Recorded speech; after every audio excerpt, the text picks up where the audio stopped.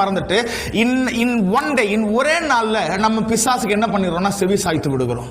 இது கர்த்தருடைய இருதயத்தை மிகவும் உடைக்கிற ஒரு காரியம் என்பதை நீங்களும் நானும் புரிந்து கொள்ள வேண்டும். இப்ப அடுத்த முக்கியமான கேள்வி, இப்ப இந்த பிசாசாகிய சர்ப்பம் ஏவாள் இடத்திலும் இல்ல ஆதாம் இடத்திலும் பேசிட்டு இருக்கும் போது ஆண்டவர் ஏன் டக்குன்னு தோன்றி இந்த பிசாசை அதட்டவில்லை, இல்ல அப்பாலே போ பிசாசேன்னு அவனை ஏன் துரத்தல? ஆண்டவர் அப்ப எங்க இருந்தார்? இந்த சம்பவம் எல்லாம் நடந்து முடிஞ்சதுக்கு அப்புறம் இவங்க நிர்வாணிகள் என்று தெரிந்து ஆதாமும் ஏவாளும் ஒளிந்ததற்கு பிறகுதான் ஆண்டவர் எதுவுமே தெரியாத மாதிரி ஆதாமே நீ எங்கே இருக்கிறாய் அப்படின்னு கேட்கிறார். அப்ப என்ன நடந்துச்சு? ஆதாம் எங்க இருக்கிறான்னு அவருக்கு தெரியாதா என்று சொல்லி பெரிய ஒரு கேள்வி வரும். ஆண்டவருக்கு ஆதாம் எங்க இருக்கான்னு தெரியும், இதுக்கு முன்னாடி என்ன நடந்துச்சுன்னு தெரியும்.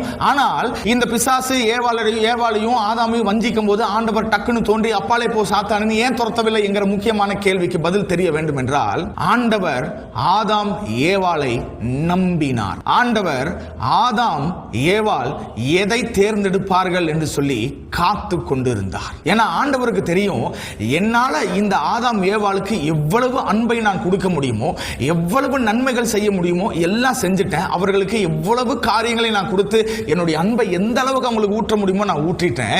இப்ப பிசாசோ இல்ல வேற எந்த சக்தியோ அவர்களை என்னுடைய அன்பிலிருந்து பிரிக்கும்படி அவர்களை எவ்வளவுதான் தூண்டினாலும் இந்த ஆதாம் ஏவாள் என்ன பண்றாங்க என்று சொல்லி பொறுத்திருந்து பார்ப்போம் என்று சொல்லி கர்த்தர் காத்திருந்தபடியால் தான் இந்த காரியம் நடக்கும் பொழுது கர்த்தர் மௌனமாய் இருந்தார். இது மாத்திரமல்ல, இந்த காரியங்கள் நடக்காதபடிக்கு ஆண்டவர் ஏன் தடை செய்யல, இல்லைன்னா ஏன் தடுக்கல, ஏன் அவர் அமைதியா இருந்தார் என்கிறதற்கு